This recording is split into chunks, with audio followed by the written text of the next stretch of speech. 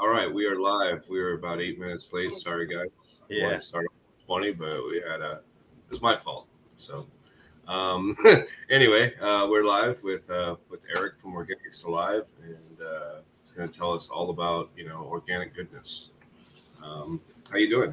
Doing well, man. Doing well. Thank you. Like I said, thank you very much for the opportunity to come on and, discuss and share the what's new kind of a thing. And, kind of I get to learn more about you and kind of how we've had a funny crossing in the past somewhat, and then how we get to see each other again X amount of years later and kind of rehash and go over what it is, and yeah, it's neat, great storytelling.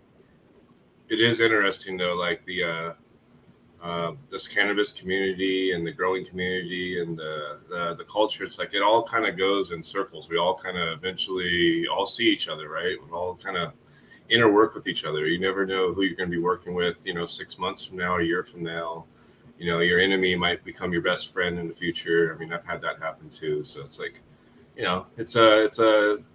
we all should work cohesively together. Nobody should be, this thing is better than this thing, or there's a lot of hate that goes on in the industry that doesn't need to be, Obviously there's some people that have some let's just say questionable marketing strategies, and sometimes those people get a little hated on. But Sure. Any publicity for some people, they go by that, live and die by that philosophy. Well, yeah, it's kind of if your product is not that great and you got to put titties on it, then you got to put titties on it. That's just how it is, I guess. Sure. But, dress it up, make it look better. Yeah, it's marketing at that point. Who can market the same thing essentially better. And who can get a better mark. So yeah. It's kind of, and it's kind of like NPK is NPK at the end of the day. How you get there is also important. So if you get where you get your nitrogen from and where you get your different elements from, right? It's like super important sourcing, and there's a lot of very dirty sourcing done in the industry. Some of these large agriculture, bioag companies that are making stuff that's just, I guess they're really chemical companies, really. At the bottom line, that's what they're defined as, alchemical company. It's not Dow Organics.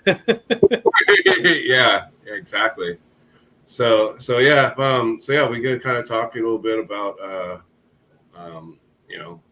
how you got here. Obviously you must have felt concerned that nitrates were not necessarily the best thing for the environment, right?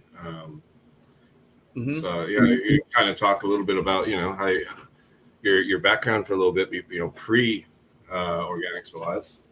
Yeah, I mean, well, pre Organics Alive, I had just a true passion for kind of environment, and basically organics and going down the path of organics with our cultivation and with everything that I was doing in my lifestyle at the time, just kind of learning more, through high school, and loving the cannabis plant, learning more about how the cannabis plant had the prohibition against it, and then, and all the benefits that hemp had after we're eating like the emperor wears no clothes or something like that, and learning the value of that. Was saying, wow, we have getting the passion of the plant drove me to learn more about, growing, obviously. And then growing, my natural path was going to be organically.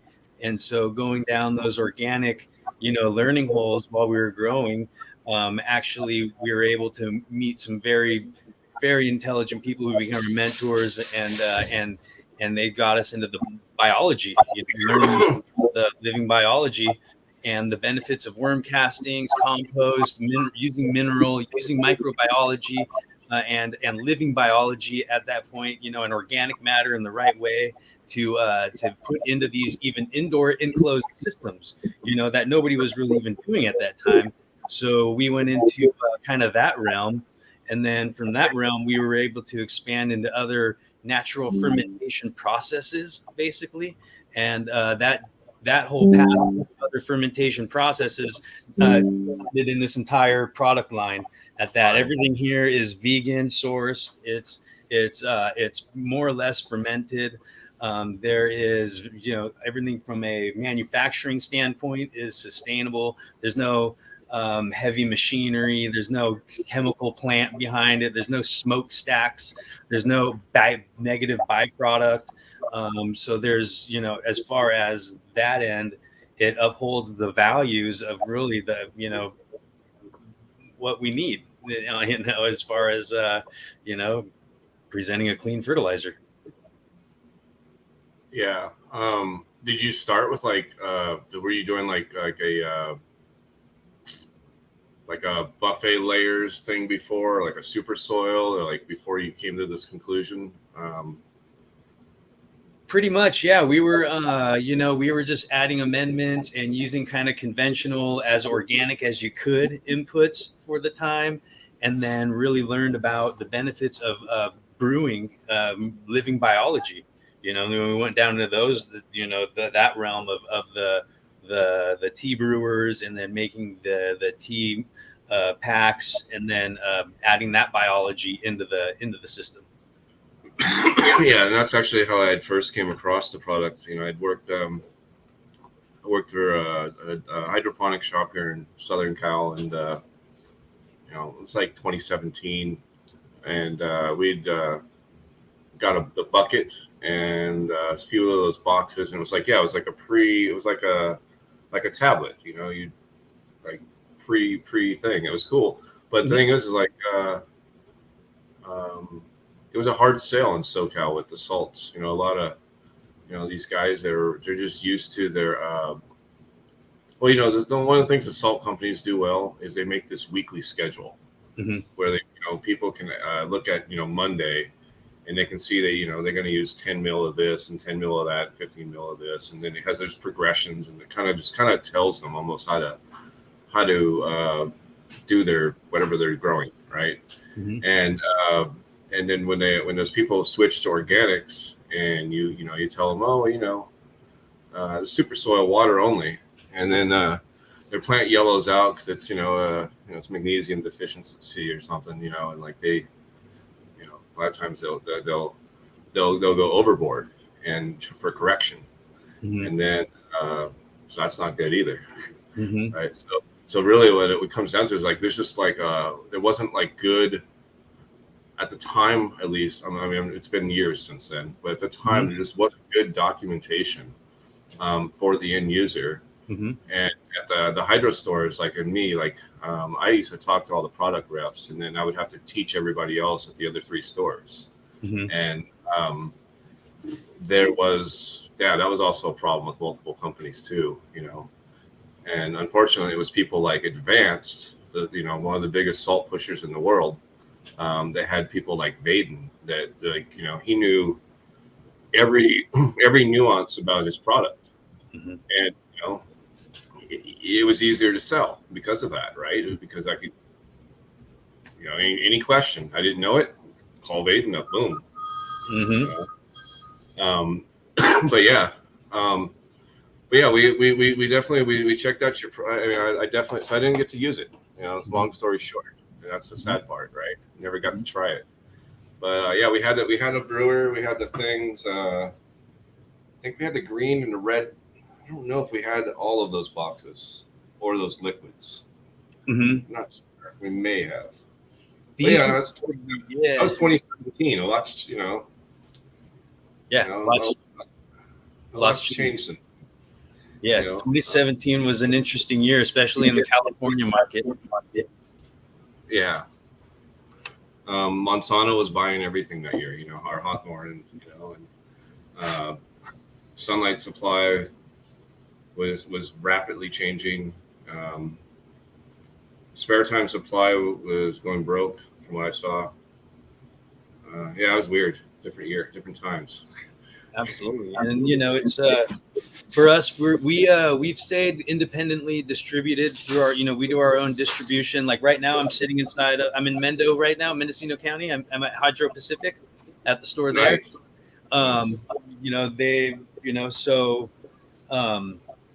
yeah, it's we've always been the ones to be present, the ones in the stores. You know what I mean? That's the key. Yeah, we do it ourselves, and because of that education you were saying, so we get to come in and take the time, you know, with everybody here, with the owners, to educate about the technology, because this technology is different. It is new. It does take one minute to understand it, but then once you understand it, it's so easy to implement. You know, it breaks a lot of the common notions of organics. You know, common organics, a lot of people are thinking, wow, okay, you're going to have a blood meal, a bone meal, a heavy this, a heavy that. You need to top dress. You need to put it in. You need to wait for it to break down. You know, you have to go through this whole process. You need to learn how to use a microscope.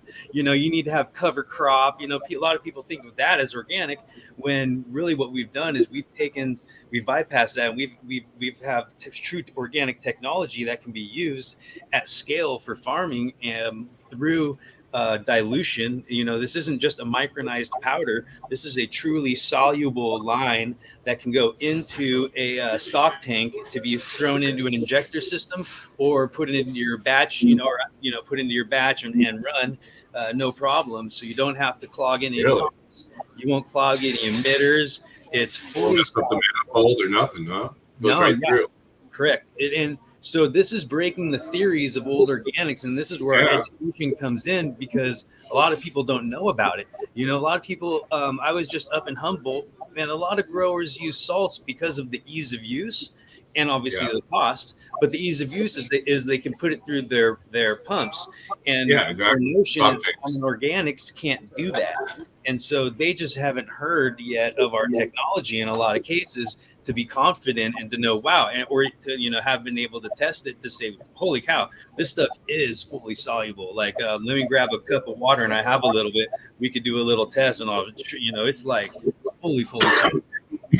Very clean through the lines. There's no like fallout or crystallization. It is organic, so you just want to keep your lines clean so no biofilms come in. But there's no, you know, in the fertilizers, there's no, you know, where it's microbial free. But then, so it's, you know, it like I said, it defies a lot of notion to common organics, because one, it is soluble, it is injectable, it is used on scale, and then two, it's bypassing that microbial breakdown, like some of those other meals that I was mentioning have to go through. So you throw in a blood meal, you need one more, you know, process before that blood meal is really available for the plant to take up.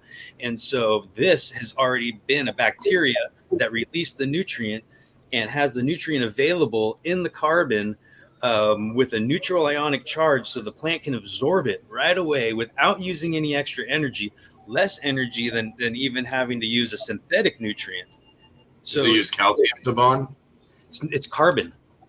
Mm-hmm. So the nutrient is suspended in like a carbon bond, is what we call it. And like the way I describe it is, we have the bacteria that creates nitrogen, and we have the bacteria for phosphorus and the bacteria for potassium. And these bacteria, they eat and they die, and they're in this liquid, and then it gets slowly dehydrated, and we use that leftover after the dehydration. Then it becomes the soluble. I don't know, it's hard to see with the light. The soluble powder. I'll pull some out, but so this soluble powder, it's fully soluble, and so I call this like the guts and the skeletons of the bacteria that's left over after it's been dehydrated. So we don't have to add any other salt or mineral bond. We don't have to add any other synthetic, bind, anything like that. We don't have to add anything. Essentially, it's that dehydrated liquid that fully solubilizes with the nutrient inside of it. So it comes fully back into solution. And that is, you don't need an air pump at all. You don't need to aerate it. No, not necessarily. You can you can just mix it up and run it. It'll totally suspend and stay right in there. And then we have the N, the P, and the K all coming from this microbial fermentation byproduct, this process that we have. That statement right there, the microbial fermentation byproduct. The state, so every fertilizer on the back, if somebody doesn't happen to know, has a statement that says derived from. And so the way we create these fertilizers, the statement on the back, derived from microbial fermentation byproduct, no other fertilizer has ever claimed that before, because we're the first ones to do this process by taking the nutrient from the bacteria, dehydrating it, and having it available for the plant. So we have the nitrogen, potassium, and the phosphorus. And then by combining those elements, we're able to guide the plant for its NPK cycle throughout its growth. So for the whole line, we start off with our veg, which is a 10-2-2. Then we take the plant into transition once it starts to flower with the 4-5-5. Then we go heavy flower with a 0-10-8. And then we finish with a 0-2-10. So by dropping the P, it really helps with hardening it up a little bit. And then we have a couple other fermentations in the line as well that support the energy needs for the plants. So we have the nutritional needs, the NPK coming from the dry soluble fertilizer. And then we have our energy processes coming from our fermentation line here. Carbohydrate product? Correct. Yep. That comes in our FPF, which is a fermented grain. This has 40% fulvic acid. It has 18 amino acids. It has wonderful amounts of sugars, beneficial complex and simple carbohydrates. So it's non-GMO grains. It's organically stabilized as well.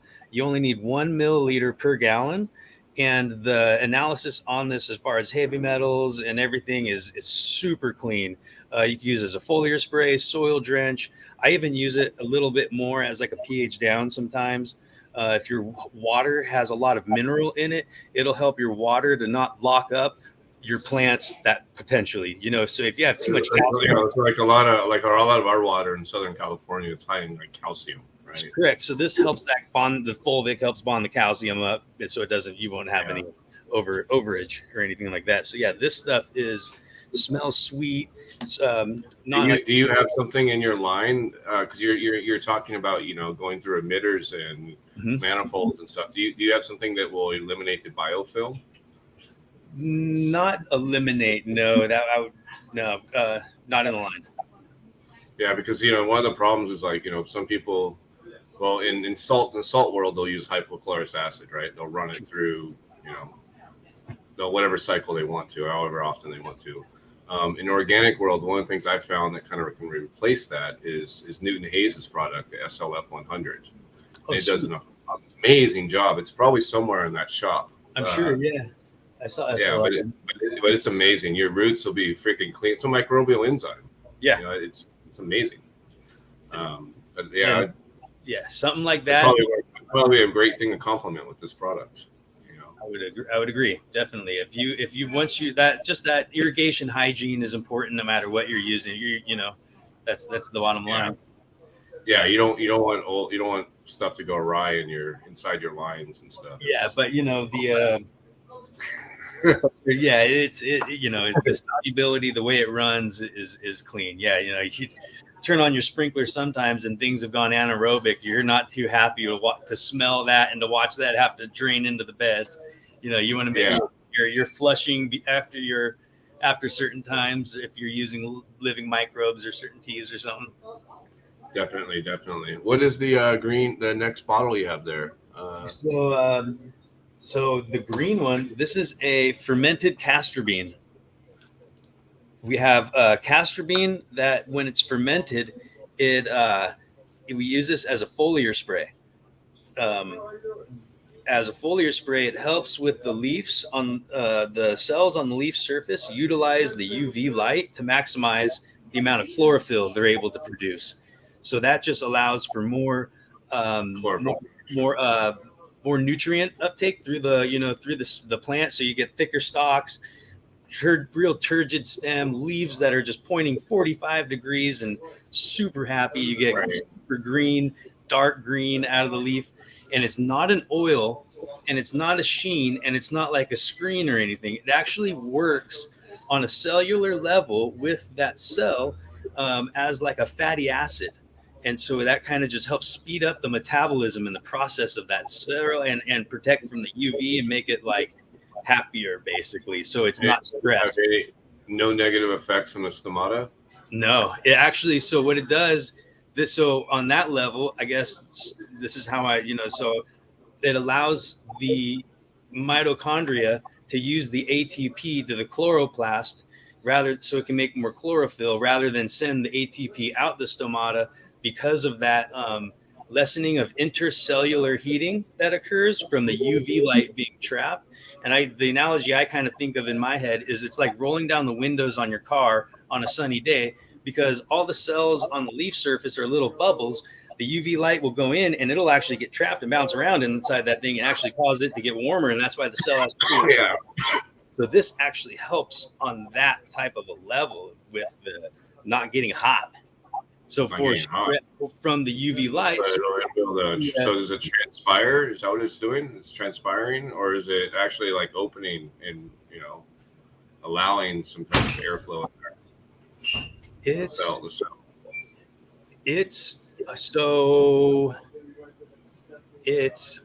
From what I understand, it's just keeping it cooler. So during time, so you spray this up to what? Maybe week 3, week 2 in bloom. I stop at week 2 with everything. Try to stop. Yeah. As soon as I see buds, I don't like spraying stuff. Shouldn't have to. If you have good health and they're where they need to be, you should be done spraying. You might have to do a little preventative this, possible preventative that, but for the most part, it's it's easy. And then so what we do is we combine. So this also for LED lights, you can push that LED light, that UV spectrum really hard and cause problems and burn or whatever. So with the UV spectrum of an LED light, it really helps with that as well. So you can crank up your light a little harder. You can help maximize what's being produced, basically. Does the cell wall thicken? Yes. Everything. I don't know if you'd say it like thickens or hardens, but it just with more, it becomes more, has more vigor. Interesting. Yeah, because that's the way because like the trichome, the trichomes are one of the responses. The UV. Yeah, I mean, I was just went into a garden yesterday, one of our customers, and he was saying how he put the plants in the greenhouse and they had a little bit of like increment weather. It got cold, it got hot, it got cold, and they yellowed a little bit. Then he got the product, and then he went in and sprayed everything, and he did what was called our foliar trio. With our foliar trio, we add obviously the foliar spray, the FCB, and then we add our humic acid product, which is 20% humic. We'll talk about this one in a second. But then we also add our nitrogen, our VN. And then so with that combo, you have nutrients that will be absorbed from the cells on the leaf via passive absorption, because this nutrient with the neutral ionic charge does not have to go through a facilitated absorption process, and the cell does not have to exchange an ion in order to receive the ion to break the charge. Yeah. So this is charge free, I guess you'd say, because it's neutral ionic charge. So with that, it has like a hall pass or a for the gatekeep for the cell to say thank you and take the energy without having to give any. With no exchange. Correct. Yeah. And so like I said, the trio is the boom, the FPT, and the FCB, and that is like your ultimate just foliar boomer, like from scale too. Yeah. That's all tank compatible. You can use that on acreage, fire it out there. You can use it, greenhouse. It won't burn leaves. You can use dirt. Obviously, best practice is to do it in the morning with low light for any foliar spray, but if you happen to do it with the lights on, it's not like end of the world. There's, as long as you're being cool, it's not too hot or whatever, not burning from the heat. Obviously. Yeah, the heat's always the devil. Yeah, exactly. So direct sunlight. Know your parameters on that, but other than that, it's a very safe mix and compatible with any other foliar sprays too. And then, so we kind of touched on the humic acid too. This is a very special way we process it through the centrifuge to get the humic acid out. That throws a couple other carbon chains in there, like a phenolic acid and a carbonic acid. And then these acids are even beneficial to have other benefits as well. So they kind of cause that entourage effect of of carbon chains and acids and good stuff to help with the nutrient absorption and availability and microbial chewings and holding points and all that. Yeah, so this stuff is phenomenal as well to use. 2 mils per gallon. So, very low these are our liquids, but the usage rate is very low as well. You've got 1 mil per gallon, 2 mils per gallon. You use about 3 mils per gallon of this. I just call it 1, 2, 3 to make it easy. That's kind of as low as you can go, I think, in most nutrients. I don't know if you're going to find with much less, I would say. And then these at like 4 grams or a teaspoon per gallon is very, user friendly as well. So those what do you want to call them? Let's call them pucks or something. Those tea pods, those that used the tea bags. They're gone.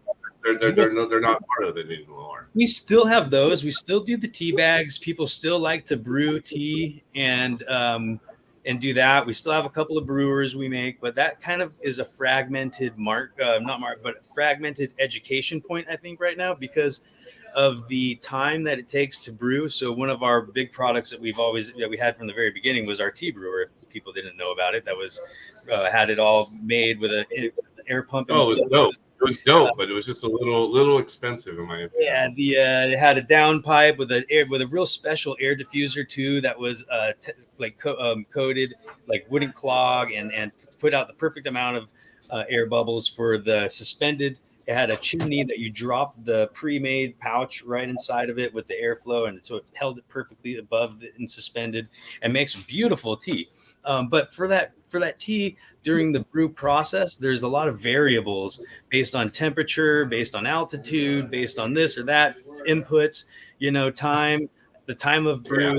There's 1,000,001 variables. So in a lot of our education points, we're kind of saying, another way to eliminate some of those variables. Teas are great, and if you like to make teas, make more teas. I always am a fan of brewing stuff up. That is, by all means. But this is our living compost that we make a compost extract from. So this living compost is a phenomenal. Yeah, that's it right there. The good old brewer. There she is. Love it. It was really good, actually. No, it's a beautiful machine. It is, no doubt. We had one at the store, but I never bought one, but we played around with it. For sure. It was super easy, turnkey. It's a great system, but this stuff has a phenomenal microbial makeup within itself. So it doesn't need any brewing per se. We can eliminate that brewing process because we went through such an extended effort to make a best compost possible with the best biology on it. So that's what we want, is that biology. So we make a compost extract out of this. You just grab a tea bag, any tea bag off the shelf, drop this, or a sock or mesh or whatever way you got. You make your extracts, shake it up in the bucket and knock the biology off of that organic matter, and then give that to your plant without brewing. You only need, you could put an air pump in there for it. Perfect. No problem. Boom, boom, boom. But yeah, it's really just all about knocking that biology off and getting it into the plant. I feel like for me, if I don't use an air stone, there's something wrong. Sure. I like a little. I need at least like a half hour of bubbling. Little bubbling, sure. Yeah, no, totally. I understand. That's even the salt fertilizer I do that with. Now that is definitely like something. It's something. It's just in my head. I was like, I want to oxygenate this stuff.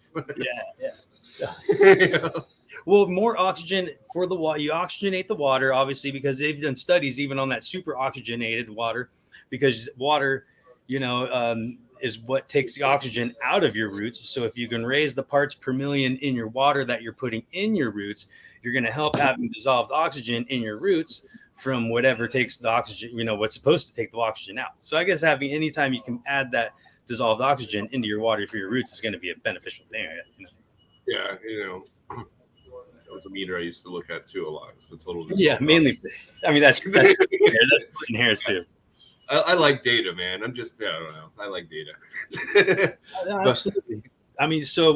Peel back some of the data on this really, and look at the heavy metals chart. There are none. the EC, like none.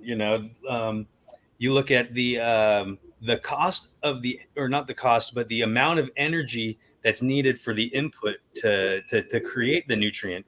Very, very low. There's, like I said before, there's no tractors, no heavy thing. It's fermentations. You know what I mean? Is there any rock phosphates or no? Not enough. We don't have any soft rock phosphate. We'd had a little bit in our worm casting bloom that we don't do anymore, too much anymore, really. So we do just the pure living compost for the biological side. And then what we have for our pea, because, pea is, name your sources of pea on the planet. None of them are friendly. None of them are good. And so we have our pea, which is a 0-10-2. Oh, okay. And so this is a great, this is basically the microbe out of the 3, the NPK, that makes just phosphorus. So this is our pea this is where we get our pea from the entire line from this microbial fermentation byproduct. And this is the only pea on the planet that's created in that process, that's not heavily mined, that's not, from an animal, that's not from from a mineral, you know what I mean? Yeah.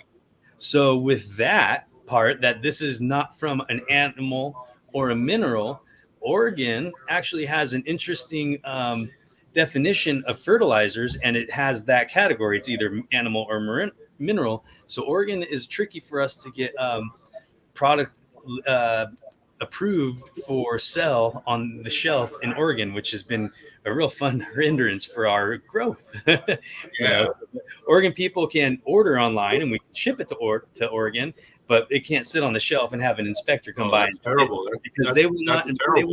They won't acknowledge the fact that the state of California told us to write derived from get the bigger one, microbial fermentation byproduct. I don't know if you can see that. Yeah, I see that. Yeah. Yeah. So that's crazy, because Oregon would have been a huge market for you. Correct.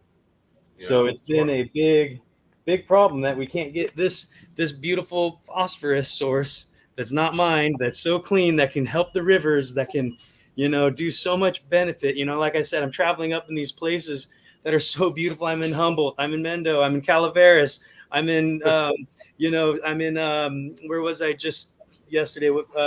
El Dorado County, Placer County, all these beautiful places. They all have beautiful rivers, their waterways and all that. And then you look at some of these, some of these grows using heavy synthetics, and you just kind of know by the practices that we use in our industry with heavy water, heavy feedings, all that. It's at the end of the day, like, our practice is the heavy feed, and if you're using a salt, a lot of that salt's going in the ground. One of the questions you had was the difference between a nitrate, and we can go over some of those actually if you want.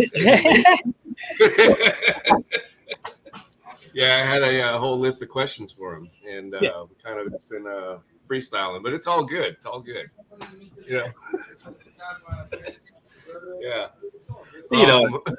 That's where it's at. So they had a question in chat here. Someone was asking, is this kind of thought of as a KNF or Jodam dehydrated? I kind of missed the chat. Sorry, I didn't have that button on. Not that good. You see it on the screen. I highlighted that question. Yeah, now I got it. So no, I wouldn't. It's not, because it's just a bacteria and a simple food source. There's no other like ingredients, or big sugar inputs, or the fermentation really only takes 24 to 48 hours. The dehydration takes slightly more time than that. So it's a good question. But so for me, what it does is it doesn't break those theories as well for KNF and Jadam, because it is considered a fermentation. So if you are doing a no-till or a totally regenerative organic system, and that's what your goal is to be, I don't feel this breaks any of those philosophies, because the way, like I said, it's the way it is created is in that practice. It's in that realm of those practices. And so I feel like this is a good way for somebody who cannot do that on their own, perhaps, and achieve what they want from it, to be able to have something simplified. They know it's turnkey, it's boom, follow the, kind of like, follow the feed chart, and I can get good success without breaking my ethos of wanting to be regenerative with the practices. So, this is totally has no effect on biological, your biology in your medium. So if you're running, like I said, a no-till system, and you're very concerned about your microbes and what you have, you can still feed with this and guide your NPK on that ride and speed it through the process without having to go through slow backdowns or worry about having a certain availability, at the time. It's a great tool for those growers to use, especially if you're trying to get multiple rounds a year out of one bed. If you're just, you're really putting high demand on the nutrient uptake for that bed and for that plant. And if you're trying to hit your yields and want it to go, you're going to need to, that's why a lot of people fall back on salts, because they need it to be available. They want it to go be run right away.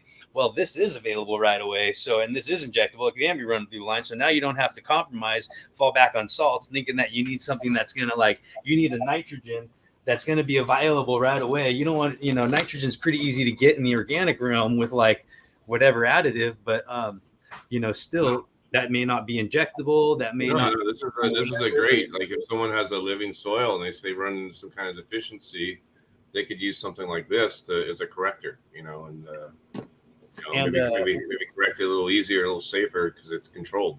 Yep. And a front loader too. You're like, hey, I don't want to even want to have to go through that visual cue, because by the time you get to the visual cue in your plant, you're a little bit late. You need to be storing up a lot of energy points at certain times, like before you transition or during transition. So you're able to make sure that your plant has the nitrogen that it needs right away. And then right when you go into transition, you hit the TR, and it's got all three elements in balance exactly for what it needs. You're not thinking, okay, did my soft rock break down yet?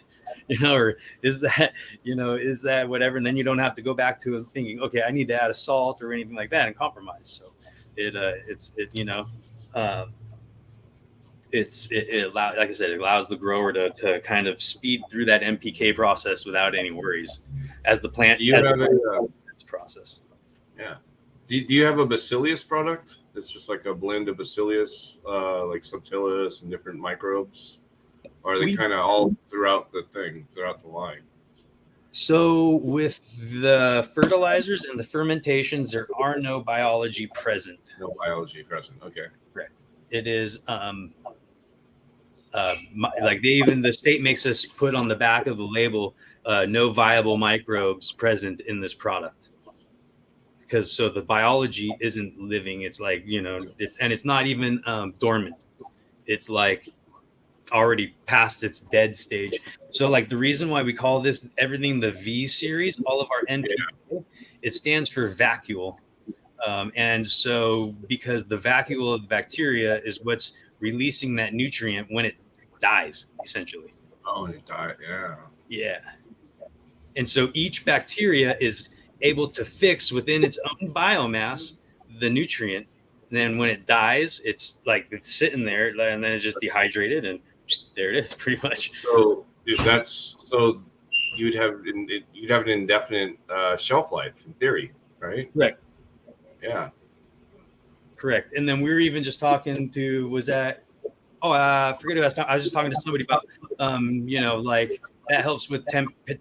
Obviously you don't want to. Temperature is not that big of a deal. It's moisture, just because it's powder. You don't want this thing to sit in the water. Obviously it's in a plastic bag inside of the box, and that's another part of our sustainability standpoint is we try to use paper, post-consumer plastics, recyclable. We try to go as eco-friendly as possible from the packaging to the process.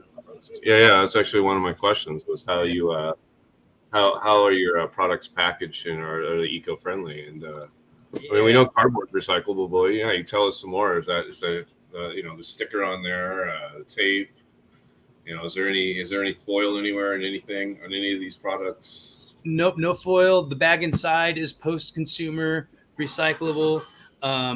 And if you do want to compost this, you would want to peel the label off, because we had beautiful compostable labels, in the past, but it's just, to keep up these labels, just peel these off and we're good.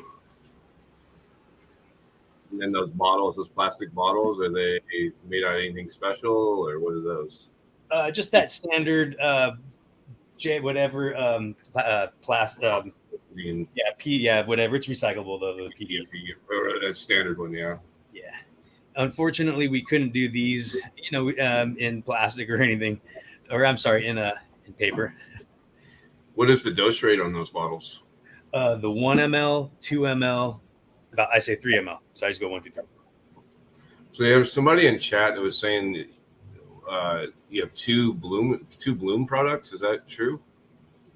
Yeah, we do. So, well, I guess what it is it's taking the plant from the 0-10-8 to the 0-10 for the finisher. That would be in our feed chart. That's the 2 blooms, and then the transition. So really, it's pulling phosphorus, adding more potassium at the end. Or is that what you're doing? Correct. Yep. And then we found that really helps with the hardening of the flower. Hardening, yeah. And then, so like I said, it's really, it's just the ride for the NPK. Then we have the P alone for, so you run a soil test. That's another thing that we do, for modern growing at scale with rec cannabis, and people wanting to reuse their soil year after year, or, having to turn and burn on multiple crops. We'll even go into looking at the soil tests to see what's available, and what's left behind. And we can preload, like with our granular. So we have the fertilizer in the granular form as well, actually. Okay. So this is a slow release granular, and it's derived from the microbial fermentation byproduct as well. And it's prilled with a bentonite clay. So it has all natural bonder as well. Yeah. Very easy to use. The way I use this is at transplant, I take the veg and I put, like, depending on the size of my transplant, if it's a clone, you only need like a gram or 2 down at the base of the plant. And then I do my mycorrhizae, and then a little bit of our living compost, and then boom, put your clone in, and these little pellets down at that root zone, that thing just touches that pellet with the clay, and that clay actually allows for a CEC charge as well, and boom, they love it. And then that also helps your demand, like, okay, if I'm watering only a little bit on this cutting, I know it doesn't need food. It's getting food as it boosts, and because of the carbon, the roots love this fertilizer. Like, root growth with this fertilizer is not hindered, and it's enhanced because of that carbon. So, roots, you're going to burn roots with if you have too much of other fertilizers. With this, you're not going to worry about that burning, because it has a neutral pH as well. And so with that, you're not, like I said, the root's not going to touch a 5 pH nutrient ball or a 4 pH little nutrient ball and wait for it to get diluted by the water. It's going to touch this thing and be like, hello, let me freaking get all of that. Yeah. And then we have the PK and the K in the granular, and the P as well in the granular form. So we do. And those are all water soluble. Throw them in the water, mix it up, and ready to go. Well, no, these are top dress and amend. Oh, top dress and amend. Okay. Correct. So design. Say somebody doesn't necessarily. Well, one, I use it with the entire line. I do a little topper.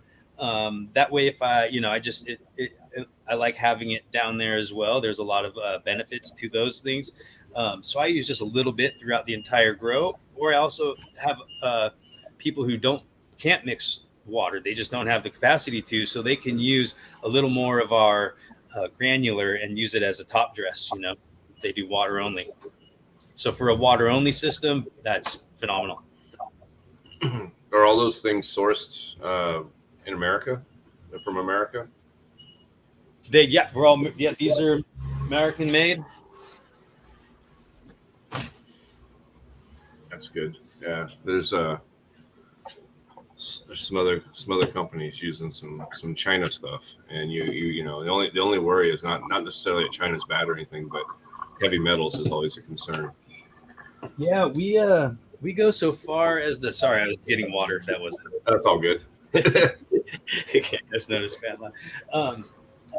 We post our heavy metals on our website, so you can go to organicsalivegarden.com and check out our heavy metal charts. We're fully able to lift our veils to anything like that because we know how clean they are. We have MSOs that take our product and send it themselves to the lab to get analyzed for part per billion because that's what they're testing at, and they are coming back saying amazed at how clean the material is. Speaking of MSOs, do you? I mean, you kind of answered your question, but we'll ask anyway. Do you have any large scale commercial facilities? Prop 64 facilities in California or maybe Oregon or Washington? Anywhere recreational that are using your stuff at scale. Oh yeah, we have a lot of guys who are able to go through it. From we No Till Kings down in Long Beach, they use it. The reason they're indoor and they're no-till, obviously, and they're able to pump it, dilute it in their tank. They can turn and burn, and they're using a no-till bed year round. Getting 4 rounds a year out of the same bed, or 2 or 3. I know they do some farrowing, they do some other stuff, so I can't speak to all that. But they're basically cycling through. But they once again have the confidence knowing that the plant's getting exactly what it needs by mixing this and not compromising their soil biology's integrity that is so vital in a no-till system. So it's you're able to really like I said, not break your values and have to go to a salt. Now, for people who just love salts because of that availability, they love the science, they love the tech behind using it. Well, this is another great step in a further direction in the tech world. If you're into you're like, hey, no, I like the availability of the salt. I don't want to, I don't care about organic. If you don't care about organic, it doesn't care about you. But either way, this is. I didn't mean it like that in a bad way. I meant organic does care about you because I said yes. You want to feel good. Let me totally erase that and reverse it. Organics cares immensely about you. That's what I meant to say, because this is like a salt. You can use it like a salt. It's dissolvable. It's pumpable. It's soluble. It's 100% available. It hits right away. And it's truly it's truly technology. It's technologically more advanced than a salt nutrient, to be honest. It's like that saying, we know more about the stars than we know about the ground beneath our feet. We don't know much about the oceans. We know about space, right? Correct. Yeah. So it's it holds into that, this is breaking those barriers. So organics love salt growers too, because they can use this. Yes, organics work great. It does. And and then back on that also, so as much salt love too, because I love it when people do that synganic push. This is a great additive. If you are running salts because you love the way that goes through your tank, and you can run your tank for 2 weeks with the salts and have no change and whatever, boom, you can go on vacation and then come back. Well, come back every 2 weeks and hit it with some OA, and give it that carbon that the plant wants. Give it that benefit. Give it some FPF. Give it some. If you're running all salts and you just use FPF, this alone will improve any salt program. If you're using another humic acid and that's kind of all you really like, well, take a look, at just the humic acid, because just this humic acid alone at 2 mils per gallon, and the cost point, it's actually, if that's what you're looking at, is a very, there's some savings there versus some other humic acids. And also you're not, for the eco-friendly, you're not going through as many bottles based on the usage. And then, the effectiveness at this being 20% humic acid is right on point. You get that power, you get that bang for your buck. Yeah.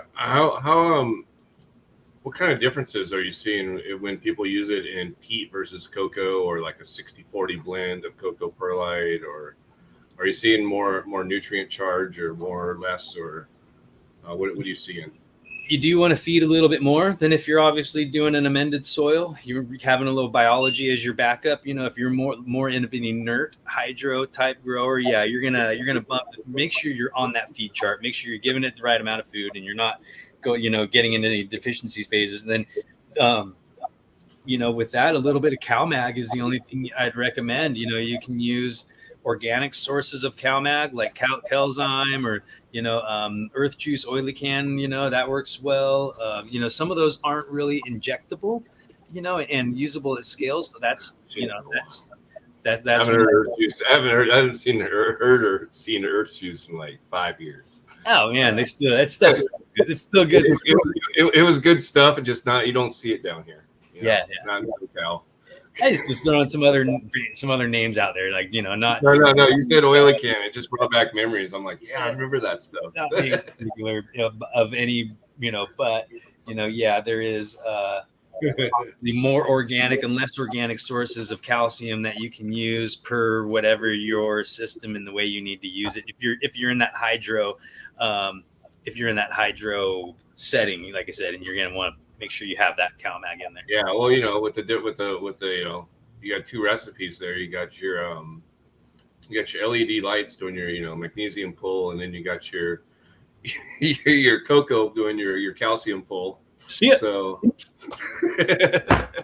yeah, you know what I'm noticing too is a trend of a little less cocoa commercially being used. I see a little more peat blends coming in, I think, and people who might have been doing cocoa, they might be saying, I'm looking at maybe switching over, which is kind of a nice conversation to have with people. Or even like 25% peat, mix 25% peat into that cocoa. You might see something different, You will. I mean, and I don't mind in my small pots, if I'm using a smaller pot, of course you want more drainage. So yeah, add 30% peat so you get a little bit, of that element. So speaking of that, actually, that leads right in, is pot size. Like a lot of people, they fail with a living organic often because they don't have enough. It's not big enough. They're trying to do living organics in 3 gallons and 5 gallons. I always use I like 25, 30 gallon minimum for a living soil. Yeah, it's out in greenhouses we use 250s or bigger. It's just there's not enough biology there in a small environment, and it dries out too fast and things die. Yeah, And so yeah, what kind of size pots are you recommending for this product though? So this having that adaptability for like the home growers, or kind of the smaller scale home growers. Mm-hmm. Kind of over. I just met with a home grower who does living beds. So he's going to be, some home growers can't do living beds and they have to do containers, Yeah. So honestly, I've run, smaller pots and you can crank it with this, and you can still I think you can get to the, once again, called like a hybrid to living soil-ish if you're running this whole line by hitting it with the living compost.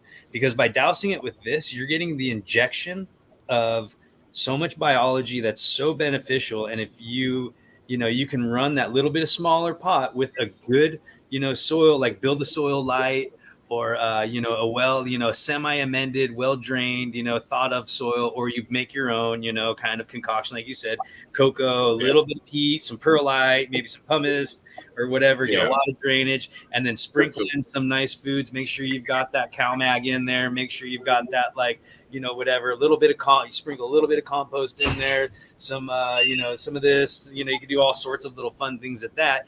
And then as long as you're doing it with that living biology on a regular basis, like once a week, you're doing an extract and you're making sure that you're inoculating that container for anything that died from the drybacks or whatever else, that they didn't like in there.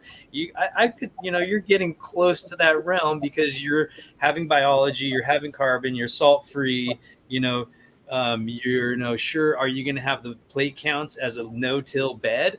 But you're getting really close. You're basically doing a living system because you're not doing anything to kill what's in there, To kill the micro. Yeah. So by adding, like I say, if you're doing that practice of adding good or little bit of the mycorrhizae, and then you're hitting it with the compost, you could do a soil test of before and after an inoculation with the, and you see a nice, vigorous difference of the plant count of the biology that's in there when you hit it. So yeah, that was kind of what we were, I think that's a fine way to grow. I see a lot of commercial grows You know, they use more of that, you know, like small container, lots of plants, or, you know, it's really, some people really try to grow bigger plants in small containers too. And once again, this allows you to feed with that availability like a salt without having to be a salt. So you can get away with, what's that? Has anyone attempted rock wool, like in 6x6 cubes, Hugo cubes, or? Yeah, we got some guys in rock wool as well. It's doable. It's doable. It's doable. Wow. So there's a little bit of micro, and then making sure you got your CalMag. You know, those are the two little things for a hydro mix that aren't currently present in the line. Is that micro and a CalMag for you to run in hydro. But you get that little pit. This is your base. This is your NPK. It's available. It's ready to go. You can run it through your lines. It goes straight through. You're not relying on any biology. You can run inert. You can run a little bit of bacillus. You can run a little bit of whatever, you know, and get away with that, you know, minimal biology rather than having to rather than having to implement all of this. You know what I mean? Where there's over 30,000 different microbial, you know, big fungals, nematodes, all this other stuff. You know, you can skip that, go straight to the nutrients as long as you got a little bit of that. Exchange. Yeah, that's interesting. I never thought about doing organics in rock wool. But you were just saying, you know, we were just talking about commercial sites, and I was thinking, you know what? A lot of the places I work, we've run Hugos, you know, 6x6s. Yeah, I'm psyched. I just saw somebody in the chat said that they used one of our sample packs from a thing and killed it. And then they got that Motor Breath Geist cross, which is fire. You know, we ended up giving away all the seeds from that, and I didn't even get one. So if anybody, if B. Allen if you get a winner from that, just give me a cut. That's gonna be fire. There's gonna be some gassy. That's the one. Yeah. Motor Breath is really good, and that Geist OG was good too. So yeah, I remember when Geist dropped that. Yeah, that Geist. That's good. Yeah, that's cool. Fertilizer with the seeds. That's an interesting combo. Who would have known? Yeah, it's a really, you know, interesting way to help with the DA coming out with their statement, you know, that all seeds are hemp. It was kind of like, okay, so we can, you know, kind of not feel like we're doing anything illegal if we participate in a promotion with cannabis seeds. You know, and so we were able to link up with some breeders that use our products. I'd love to get you some, you know, get you fired back.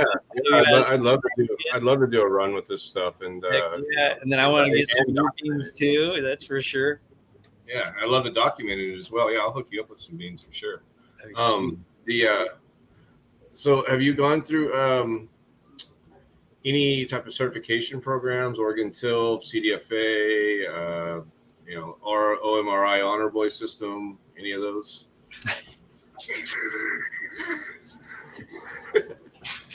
So everything is CDFA approved. It's not labeled organic yet. The organic certification process is just a little bit more time and money for us to go through. But I guarantee, like I said, if you have the capacity to look at the MSDS and our and our heavy metals analysis and all of that, and our full fertility analysis of everything we have up there, you'll be like, oh yeah, that's pretty darn organic, you know. Yeah. So it is. Yeah. It's because it's such a new process, it's such a new product, and like I said, it's very scientifically advanced. You know, it's they have to create new categories, and it's difficult to break those barriers. Just think about this. I mean, this is fucking amazing, right? Like something that's basically, you know, as organic as you can get with an indefinite shelf life. When does that happen? Where have you seen that before? You know, that's pretty awesome. Awesome. I was in the aisle of the other store talking to one of the people, and we smelt something a little funky, like in the aisle, and then it obviously wasn't coming from this, but we identified it. And yeah, that's something that I'd say is the nose. You know what I mean? And if it smells, you know, some stuff you open it up and you're like, it smelled bad, but it sure worked good. Or something, you know, but like that's, you know, none of this stuff has really, you know, I wouldn't call it, this has a nice, I call it like a molasses or soybean or chocolate smell. This is like wet earth. Somebody just described this as smelling kind of like a soapy because of that castor, but it's not soap, you know? And then this stuff, like it has no smell or compost, obviously, unless you make it go anaerobic. Shouldn't have a smell. Yeah, one of my favorite products is that like stinks but smells good in a good way. It's called Myco Chum. I'm sure it's on the shelf somewhere there. Yeah, but I love that product. You know, I'm like, it stinks in a good way. You know? I mean, that's just like fish and like organic or sea product, you know, that's in there, you know, so it's gonna smell earthy. Yeah, earthy. Yeah. I mean, I don't mind using a little fish. It smells funky, as you could call it, but you know, I don't mind using a little fish. You know, but definitely don't want to use anything that's anaerobic smelling. That's kind of where I draw the line. There is, you know, let's not be anaerobic. Yeah. Do you have distribution to Canada, or I guess really just Canada, Mexico? Like I'll just ask, but either of those places. So we ship, but not like not really not through distribution. Oh, no. They're direct to people. Yeah, direct to consumer. That's cool. Yeah, I guess that way you don't have to go. I'm sure Canada has all of its own regulatory stuff, like we were just talking. Yeah. And yeah, it's you know, you end up having to have a whole department that's dealing with legal team. Yeah, and dealing with submitting and taxes. And you know, keeping up with this, and you know, there everywhere has a different requirement on the labels as well. So even keeping up with labeling and all of that. California might be the trickiest of them all. You know? Yeah, I wish that we could just come up with a universal. Why not? You know, why do we have to have every state do it themselves? Why can't we have a universal? You know, like U.S. It's okay to use within the United States of America. Yeah. Let's go. Somebody out there might be able to do that for us. It's like damn near every product sold in our state's got a Prop 65 warning on it, right? Yeah. Even there's even like stores you walk into and it's on the window. Like I'm like, you know, the air is going to give you cancer. I mean, yeah, there's a smell to every store. I've been in a lot of stores and I all have the same smell. And that's because there's a lot of the same things. And a lot of those just, you know, things have, you know, the hydro stores. Yeah. You obviously know the hydro stores. Yeah. Things off gas. Let's just say that. Yeah. You know. And then a lot of that off gassing, yeah, like I said, isn't friendly, which makes me feel really bad for people, you know, like, because that's honestly, as far as like public responsibility or something like that, that's pretty heavy to have a product that's off gassing something that could be hazardous to somebody that's, you know, inside of the building doing their job. Think about that for a minute. You know, like, and so being part of this, I can sleep well at night knowing like that what we're doing is good. You know, like we're fighting the fight. You know, we're on the right side of the fence. We're preaching the word. You know, we're not like we're not here for the freaking whatever. we're here to promote sustainability, and you know, I kind of, you know, call it the organic push. I don't know how many your viewers are synthetic growers or are organic. Do you know? I don't know the particular, but there's a lot of salt guys out there, and I think the world is starting to have a consciousness, a collective consciousness where we are starting to wake up and start looking at organics more. You know, myself, like I grew organically for the first decade plus. You know, and it wasn't until I moved to Southern California that I really was introduced to nitrates and salts and stuff. You know, this is back in the 215 days. You know, I walked into Sun-Grown Meds in Desert Hot Springs, and you know, I was proud. And he said, "Organic weed? You think I'm gonna pay you more for that? You must be fucking crazy."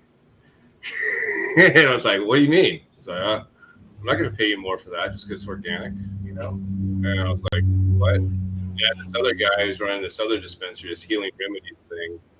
This guy Jason, and he was kind of the same way. He's like, I don't give a fuck. he says, I'm looking for high quality product. And I'm like, okay. Well, if I can make more money, I'll grow it with the fucking salts, you know? And then I got that job temporarily. I was at that company for a little bit. And one of their programs was, hey, you know, as an employee here, you get any line you want free. You know, all you got to do is promise you'll run it. That was, you know, Michael Hess's thing. And so, you know, I ran every line they had in that store just about. Unfortunately, I didn't get to Organics Alive, but you know, we're here now. That's what counts. Yeah. But I ran damn near everything, and it's like, you know, a lot of things are pretty similar. You know, everybody's got their NPK within you know, a few percentages of each other. A lot of people are buying the salts from the same sources. You know, it's all about, you know, the fancy label and the marketing when it comes to the salt game. You know, and a lot of people don't want to hear that, but that's the truth. You know, you know, when I did the organic thing. There was a guy named Vic High, later Subcool, TGA, Subcool, and he had a super soil recipe, and that's what I used to follow.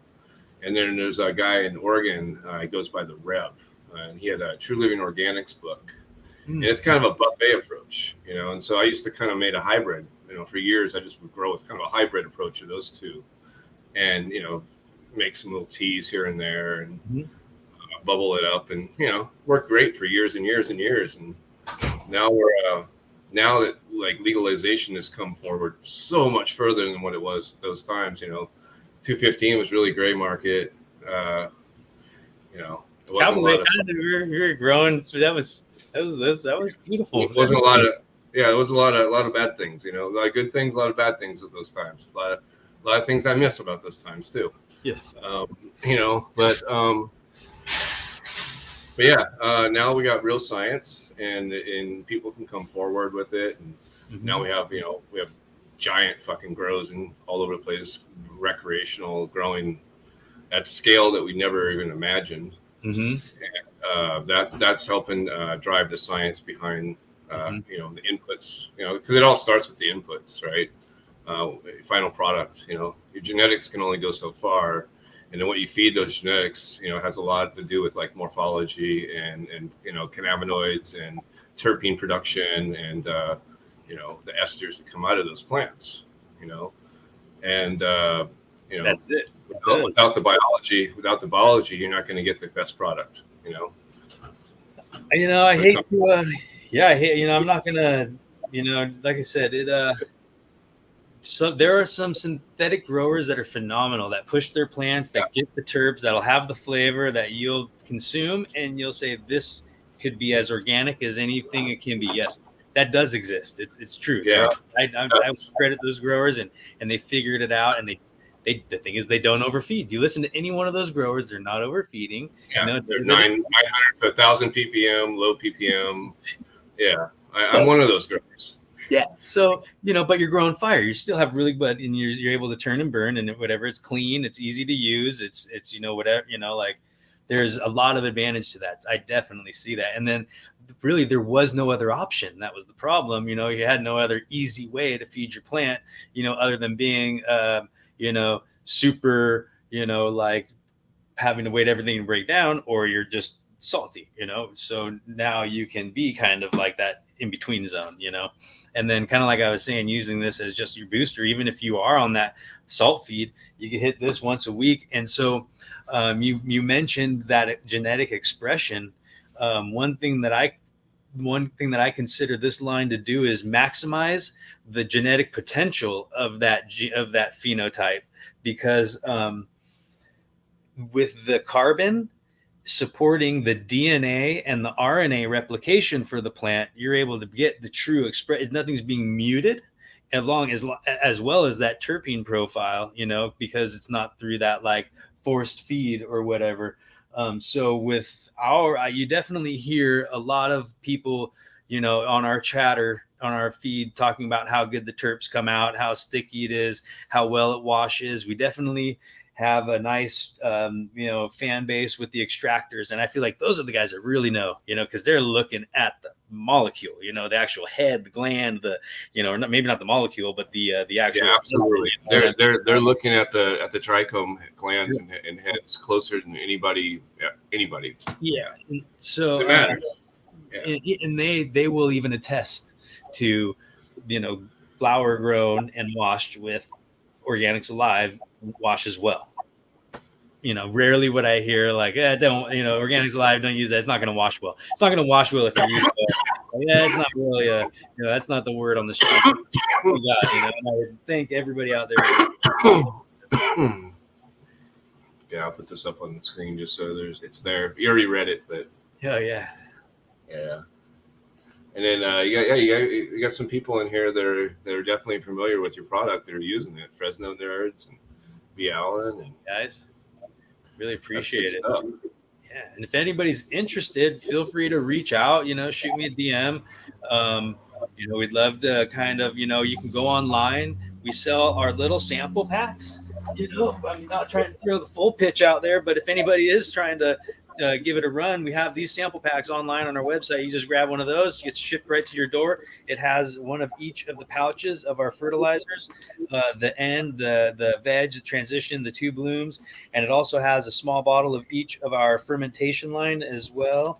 It has the FPF as well, and then it also has just a little douse of that living compost as well. So you get So this is like the whole line all in one. If you want to try it, they're pretty dope.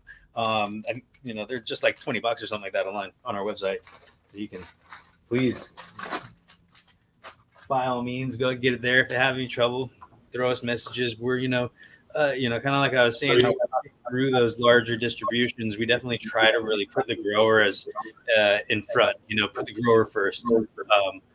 We're not putting the distributor first to say anything. So that's really our motto is grower success, is very important to us. And you guys, are you guys constantly, doing, I'm imagining you're constantly looking at the product and evaluating, but are you guys continuously doing more ongoing research to try to further develop the line, maybe refine it?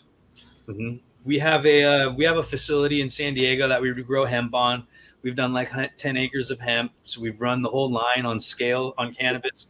We were growing for flower. So we grew our hemp as we would, we grew our CBD as we would if it was a regular tea plant, trying to get the most production, highest, whatever. We ran the whole line through subterranean drip tape, like the thinnest meshes we really found to hit everything. No issues on that. So for the scalability, we've run everything. We run it through dosatrons. We've got a couple greenhouses. We've got, so we're always running the line ourselves too. And that's one of our other mottos is, we're farmers trying to help farmers. This is by growers for growers. Yeah, correct. That's kind of a little bit of our motto. It's like I love the plant and what the plant's able to do for the planet. The potential that we have with cannabis is massive, from the standpoint of hemp, alone. I've always, I wrote a research paper in college about how, and this was a debate of, how hemp could save, basically as how hemp could save the world. Professor asked me to write a narrative to go against it, and I freaking almost couldn't. The only reason I could come up with is the status quo. If we allow hemp to go into industrialization, to become a fuel, to become a food source, to become a fabric, to become textile, to become all that, to become graphene, it'll disrupt the status quo. That's what it's all. And it gives me to say it. What's that? I said if we could ever come up. Sorry to interrupt. We got like a slight delay here. Say if we could ever invent a time machine, I definitely think that people would go back and fuck up Anslinger and Prescott Bush because they fucking fucked us up with this prohibition for last 80 years or whatever it is. Then we go into the medical standpoint. I've always come from the standpoint of how these cannabinoids are truly our partners to deal with as humans. Not necessarily drug. not as a recreational, not to be consumed like alcohol, but as that we should look at it more of like a medicinal, like like now how we're looking at psilocybin, to go down another level, like psilocybin, So interesting. So interesting. Like I recently went to a event. What was it called? What was that event in Kushtalk? It was in Atalanto for 420. It was on 415, but it was like 420 event. And I'm not going to say every, but like 90% of the tables that I'd walk over to had mushrooms. It blew my mind. I'm like out in the open. I'm like, whoa, pre-packaged with like nice mylars and stuff and like strain specific. And I'm like, holy shit. Like we've gone into a different utopia, like just in 2 years, last 2 years. And I'm one, I'm all for it in that thought that people can use it in a valuable way to enhance their well-being. It definitely has tremendous medical benefits. Yeah. But to see it like just like on the tables, like, like they don't give a fuck. Like it's just they're selling a bong or something, It's in its cowboy. The mushrooms are in its cowboy days right now, which is kind of neat to see. There's no legislation hasn't found out. Obviously it's still whatever class, but it's beginning to get legalized in different cities and states slowly but surely. But yeah, it's I've heard through the grapevine that it should be close to getting to medical, like getting passed for a medical thing, So let's hope it can get there soon. I think Colorado recently did something, right? Yeah. So yeah, I'm not sure what extent it was, and then Oregon's got their like everything's legal for personal amounts kind of type law, which is strange, but I guess they allows people to have freedoms, and really that's what it comes down to is people having freedom to think and do. That's very important. Absolutely. That's being I don't think the government should be our daddy, and they're already regulated too much as it is. There's some stuff that does need to be regulated, right? I don't want to be eating heavy metals and shit, but no, and we need to get fentanyl off the street for sure. So let's figure out what we really need to regulate, guys. Come on, get the fucking fentanyl off the street like yesterday. Let's talk about really, that's the real fucking problem right now. Yeah, but so I guess I'll go to like we kind of talked like kind of about most of the stuff on this list, but I guess one of the questions was what kind of sets your organic fertilizer apart from the other people doing organic fertilizer?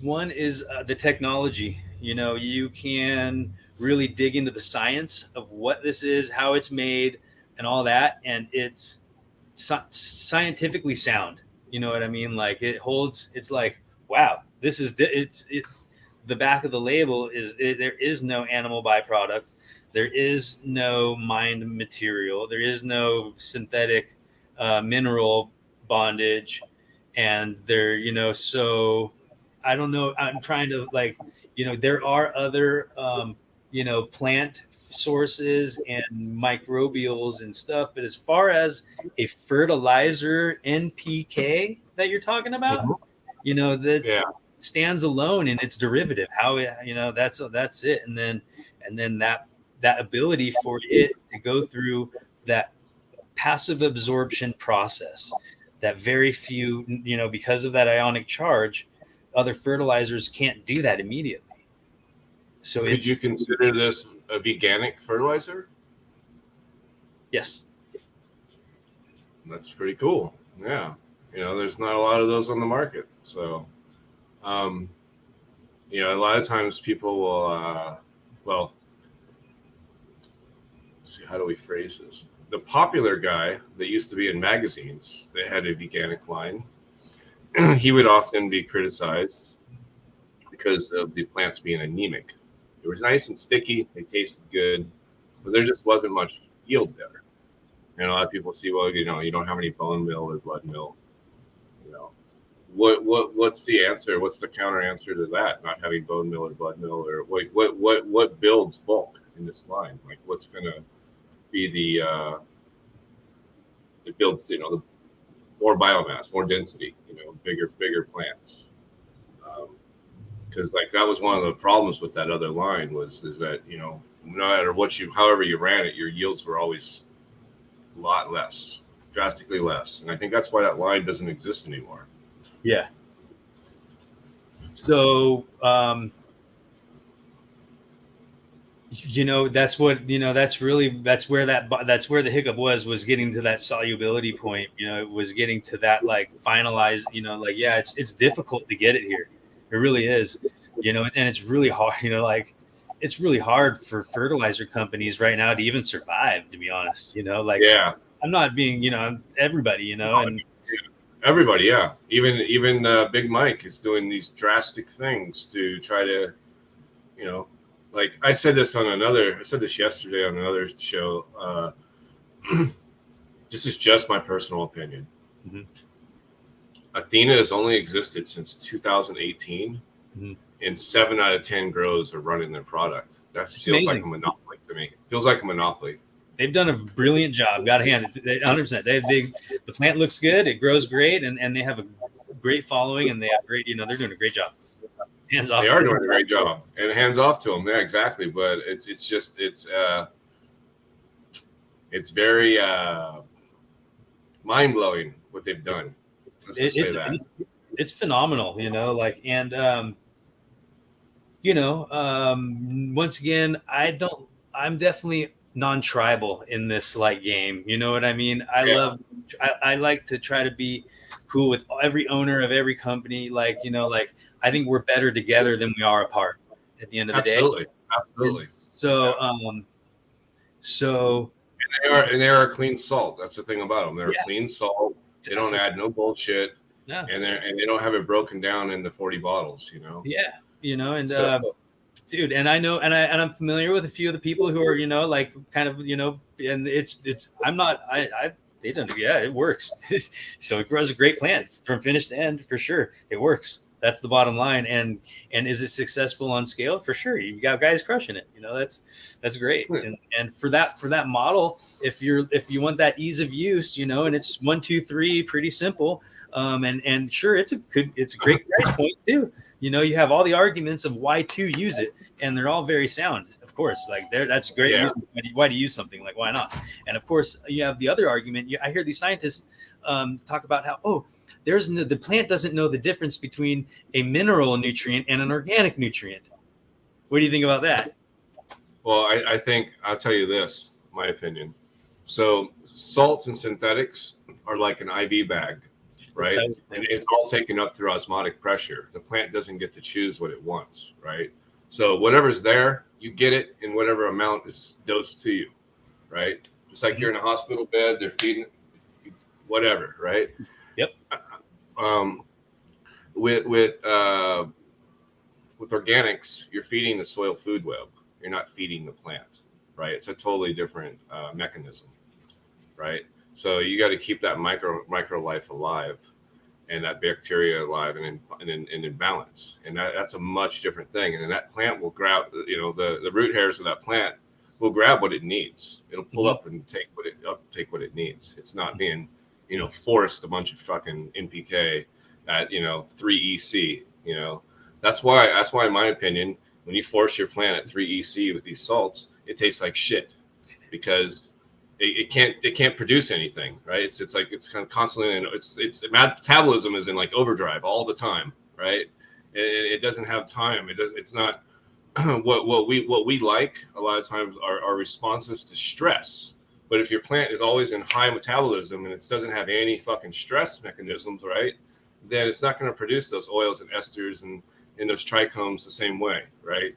That's my opinion. But we all have different ideas, I guess. Yeah, I mean, and to each their own. I think with that philosophy, but I do know at the end of the day, the differences are.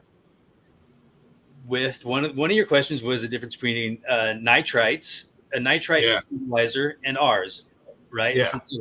And so I don't know if I was talking about it earlier about the waterways and the runoff. Our plants, our products runoff, is not the same because it's not reliant on that osmotic and the moisture, and it's not water. It's not getting carried down with the water. Once the carbon hits into the soil bound, it's in the carbon suspension, the carbon cycle within the soil or within the plant's use.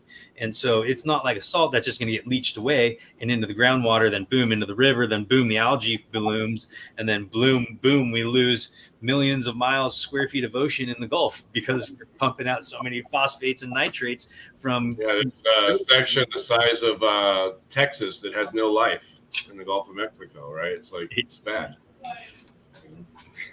Bad. It's, like, you know, huge sections. Terrible.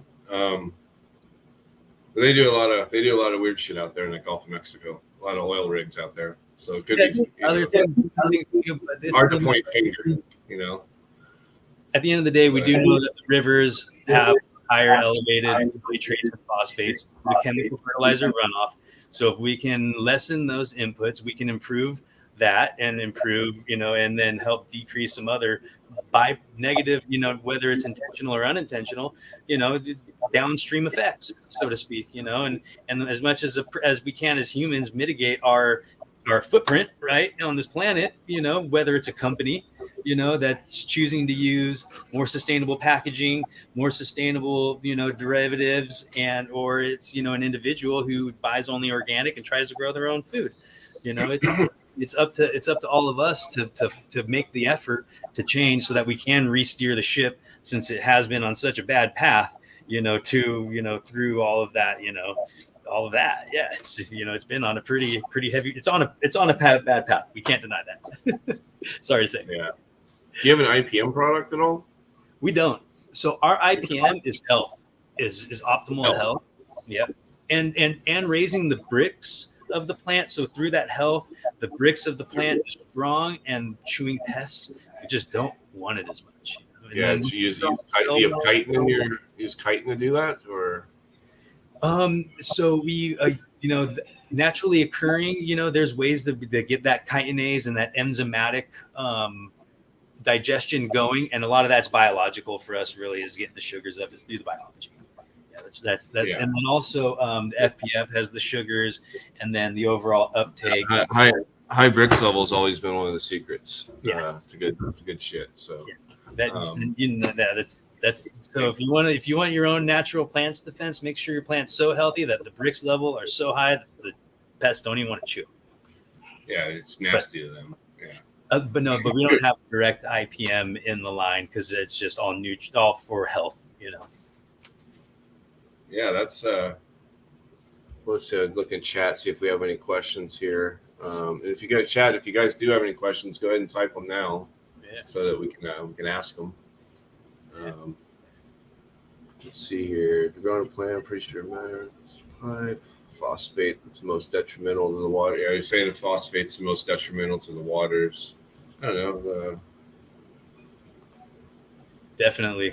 Yeah, there's a lot of different sources of it too, but yeah, nutrient or commercial fertilizer runoff is a source. Yeah, and it's definitely like Eastern Washington, Eastern Oregon, California. Like we have tons of shared waterways, that the farms use, and that stuff reaches the water table eventually. And, man, I was driving up. I'm driving around all this farmland. I'm watching the planes just dust things, with who knows what, right next to the freeway as we're driving by with our windows down. I'm like, yeah. How is that? What? So what they're spraying is nasty, and it just went in my, right into my window. It's pretty heavy with that. Seems you can maintain higher calcium levels in organics. That I believe that's probably true because the biological breakdown, and even within the biomass of biology in and of itself contains calcium. So as that biology is recycling itself, because every time that bacteria dies, another one eats it, then poops out what it was, it has a little bit of calcium in that as well. So you're making more and more available. Plus it's chewing on whatever's there, all that. Yes, it's, definitely, I feel like it's you're not as dependent on the dripper of calcium, Is the Organics Alive product available? I instantly like hydro nutrient for small container. Yes, it is definitely online. Our website, organicsalivegarden.com. You can go there. Yeah, I was gonna bring that up actually. The Organics Alive website, and Yeah. kind of talk about it. Kind of go over it a little bit. I guess we're talking about some of the same stuff twice, but it's okay. Yeah. So yeah, you're able to see it on that side. Yeah. Actually, here, let me change this so it's a little bit. Let me change it so it shows up like the full screen. Just a second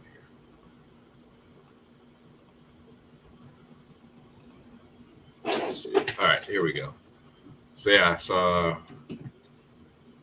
let's move it down. Microbials, fertilizers. So yeah, I guess we'll just go here. We'll go to fertilizers. Yeah. And let's see, there's nine of them. Yeah. So these are the dry ones you're talking about. These are the ones that you would top dress with. Is that what these are? Correct. Yep. So we've got the dry, the granular, as well as our liquid VS is on there as well. So for the guy with the small containers, like the guy that just asked the run boy, what would his best method be? Because I know he grows. He's a regular of the show, and I know he grows in the small containers, like maybe 1 to 3 gallons. How would he best use his product? Feeding it on use just a nice regular feed schedule. Depending on how you cycle through your feeds of what you're using, you could either use it every feeding because it's safe, and what your actual medium is. If you're using cocoa, definitely use it every feeding. If you're using a nice peat mix, and you're cycling through like a nutrient to a non-nutritive, like maybe a tea to a thing, you could cycle through your feed program a little bit. Depending on what that is, but I definitely recommend just running through the whole line exactly how the feed chart says. Because within that, you're not containing a whole bunch, like we were saying earlier, a whole bunch of organisms and whatnot. So you're definitely going to want to use that. And then, we make small sizes. We make the 1 pounders, which are very affordable, 5 pounders, 100 pounders, you name it. Yeah. 0, 10, 2. 0, 2, 5. 0. I see. So yeah. Okay. So there's like gradual stages here. 210, 25, 10, 2. So let's go back here. The next thing are fermentations. These are the pretty much like a FPJ or whatever you're kind of saying. Correct. Yep. That's that like plant fermentation. All that gets right into that zone. And this one's the Foliar, the Castor Bean. Yeah, Foliar. Correct. Give me 2 seconds. I got to plug my charger in. I just went into battery mode saving. Okay, no problem. Just want to kind of look at this a little bit. All right, so here we go. That's not loading very well.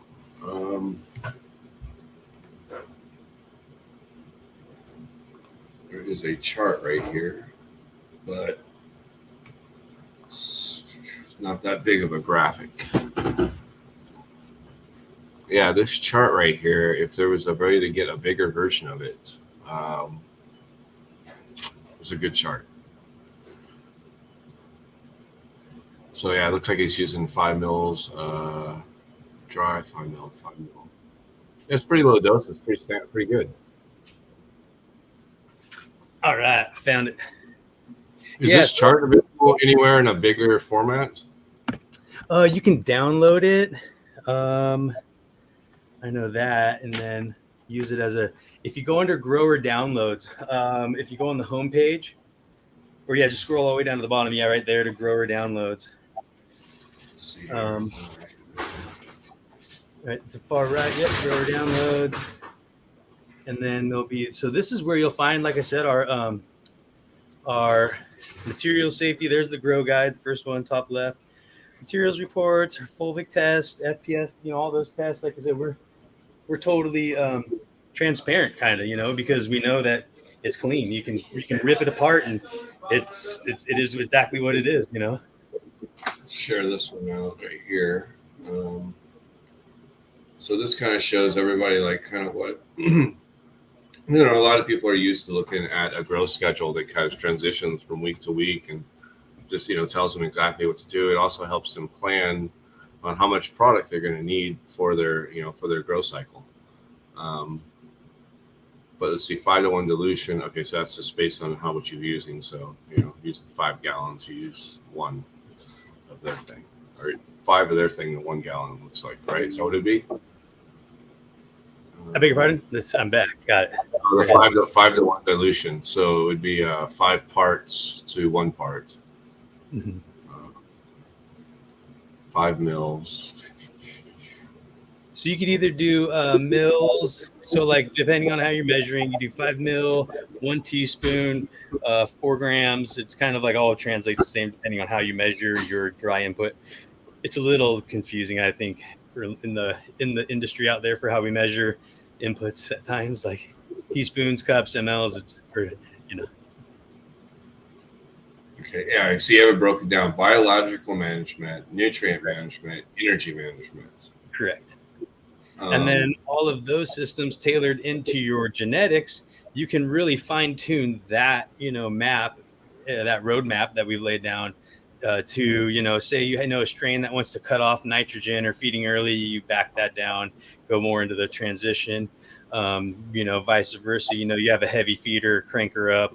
And then also, you know, like I said, doing the soil report, that would be the other variable in there. If you knew kind of what other inputs you were using and availability and all that, you can, you know, you'd be moving it from there. But just to run our line, that's a winning method. I went into one guy's grow on this trip, and they're doing like I think they've got, you know, just forget how 10,000 square feet might have been all that was going or something at the time. Not too much.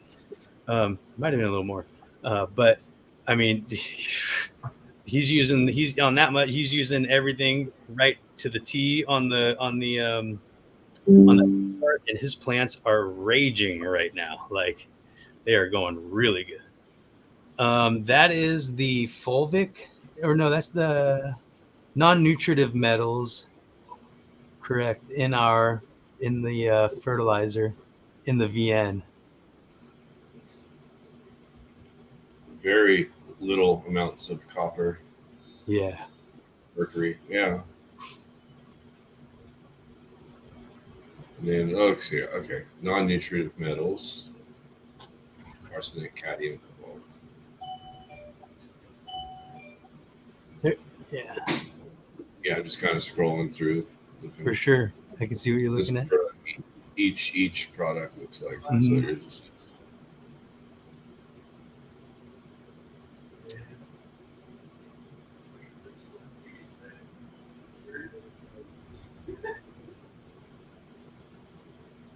Modesto. Interesting. I'm going to look at this other thing you have. It's EC levels. Mm-hmm. That's important to a lot of guys that are, you know, used to growing in salts. Yeah. Oh, wait, I got to what you call it? I got to make this much smaller because it's big picture. Okay, so let's see here. You want to talk about this? This is it says like first application, second application. This was actually with a microbial tea, lowering the ECs by using living biology was this test. So you can see the EC spikes, and you can see them drop when they feed, and then they hit it with the tea, and it drop. That's what drops it down and keeps it in that range. And then they feed, and then it goes up, and then it drops back down. So like salt, where you have nutrient buildup. You have build Correct. up. So yeah, that's not like one of those readings. I know what you're talking about. Yeah. Okay. So on one of those charts, you would see a similar, obviously, with any time you have a decrease in the water, you have a concentration of nutrient, you will see a slight rise. And it's not that there's no EC to this. It's just very, very, very, very, very, very, very, very, very low. And the EC comes from one of the food sources, which is actually like a salt. And then, so that was increasing water retention by using that. Once again, that's by using biology. Those were all tests by adding like the microbial extracts that we have. for the microbes to lower the salts automatically by eating them. And then let's see here. What was I just talking about? we were just talking about buying the film, like the EC buildup on the last one. Oh, that's right. The readings. You see a very lessened, more moderate raise on the dryback period. So you will still be able to see, some nutrient concentration, but it won't be as dramatic as if you're reading like a salt, a 3.0 EC, where you're going to see that dryback rise, and then you water and it goes down, and the dryback rise, and you're really trying to touch that line, so to speak. A lot of growers, they just really read that pulse chart or whatever and follow that, where this will give you a little bit more stable nutrient reading along the way. And then, so that's like if you were to run a, obviously you wouldn't really necessarily need a TR and a PK, because you're not running those simultaneously. You do a little blend at times, but you can blend that in your concentrate. But yeah, you could do a stock tank of the fertilizer, the FPF, and the FPT, no problem. In that thing. What's the pH usually when you throw this in like neutral water? What is the pH usually? Does it go up or down, or does it stay? 6, it stays 7? pretty close to. It stays pretty close to the same. It doesn't throw it off too much. The only thing that throws it off is a lot of time in a tank, and if anything grows in that tank, you can see a drop in the pH. You know what I mean? So long times in the tank is the only thing. You just don't want to keep it in the tank for a week or more. It's not. Yeah. Oh, yeah. Anaerobic. Interesting. This is a lot of good. You got a lot of really. This is really good stuff. Everything is really good stuff. Yeah. Let's see, what else? What have we not covered? Anything? Oh, let's see. Living soil, living compost, mix kits. So that's that mix. That's the pre-mixed blend. Living compost. Oh, that's the dirt. That's that bag of dirt you were showing. Yes, that. Yeah. Compost, not dirt. I call it dirt. God made dirt, and dirt hurt. Yeah. Sometimes though, like nomenclatures and stuff, people get real picky if you don't use the right, verbiage. It's soil. So that's our microbial count right there, which not a lot of people will, go that far as to say like, hey, I'll show you exactly what's in everything. That's the microbial count on that's taken. Obviously you get a little variance, but it's all very all in the beneficials. Yeah, it was interesting, that study years back that Oregon did, and showed like there was all these real popular companies that we all know, and they had like very little microbial stuff going on, like they claim 10,000 CUs or whatever, and you have like 25, Yeah. Our pitch was, look, you don't need a handful of warriors is cool, but if you can get 30,000 different warriors to all fight together, that'd be a lot cooler. Yeah, that's where you're getting with these, is you're getting that abundance of beneficials, That's cool. So how do people best find this product? Are there the website? Is that kind of there's some hydro stores? I mean, unfortunately, like that like I do that. There's been this 2-part thing where you got this one corporation that I'm not going to mention that likes to go out and buy a lot of mom and pop hydro stores, and so a lot of them have turned into that company. Yeah. And the problem with that is that company and a lot of other company are kind of they got the buddy handshake with Hawthorne and Hydro Farm and Spare Time, and the reason is because they're getting net 90 terms or longer, right? And so I personally have experienced this, where I walk in the local grocery store and I say I want this product or this product, and they're like, we can special order it for you. I'm like, I can special order it myself too. I can go to a website, right? So I'm like, what's the point of that? Like, I came here because I wanted it today. Correct. Right. That's what you should exist for, your store, right? That's my opinion, Yeah. And so, but yeah, unfortunately, yeah. So it's kind of made like a lot of organic products kind of difficult to get because guys like Build a Soil, it's hard to find Build a Soil, and that's some of the best stuff that, you know, out there that's being sourced. You know, it's hard to find it in the store sometimes, you know, because once again, you're talking about not in the large distribution chain. It's up to us, one, to get there, then us to then tell the customer that we're there, then educate the customer how, you know, that what this is, and then convince that customer to purchase. Then when that, you know, and then boom, boom, boom. So it's not an easy path, you know, to really, and I guess at the end of the road, like kind of like, you know, this fertilizer game, you know, this fertilizer realm, it's especially when you're pushing a new product, you know, it's like trying to convert people over to a new religion. It feels like sometimes, and like being a smaller company, yeah, you know, us being a smaller company, we rely on, you know, people to help promote us, like our users. They get great results. They post it on Instagram. We share it, you know, and you look on our Instagram and you pretty much see nothing but, like, you know, really good people talking about how the results are, you know, the plants affects the plants like it works.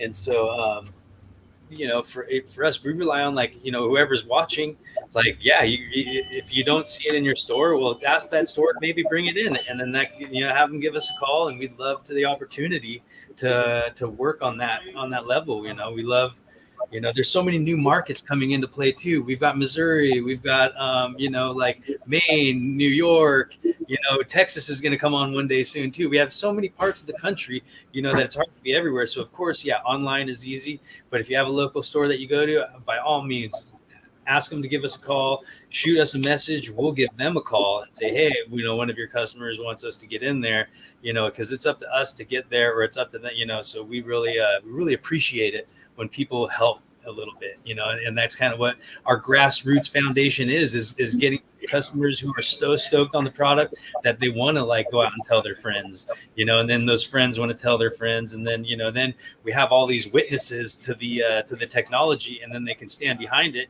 and nobody can take that away. You know, there's no distribution company that's going to go out of business, that's going to, you know, whatever, where you're, you know, and you're not helping a large corporate ladder, you know, and these big wigs up top who are getting paid. You're helping, you know, a couple of really rootsy families that are trying to get this beneficial product into the market and push it and promote it and do something that's better for the planet and better for the grower and better for the consumers on the end line too, at the, you know, at the end of the day, because everyone's consuming this, you know, product. And so we want it to be as clean as it possible, you know, for everyone, and then go back and, you know, it's millionaires.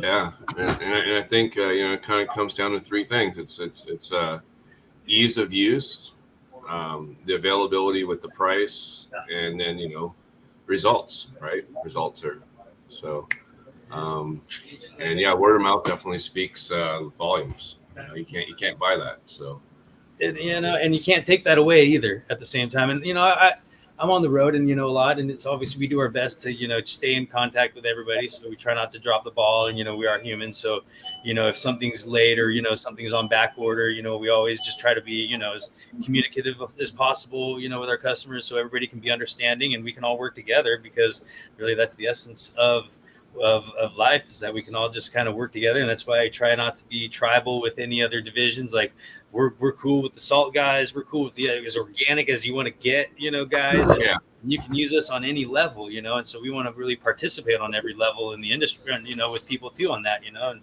kind of share that vibe, you know. And, you know, there's a lot of negativity going around at times, and, you know, we kind of want to shrug that off and not participate, you know, and really try to pitch a positive, you know, positive vibe. And I 100% agree. The crab pot mentality will get us nowhere if we're all pulling each other down, you know. And yeah, to work cohesively is definitely more beneficial to everybody, and we all have things to offer, you know. And not only that, like the organics and the salts work great together.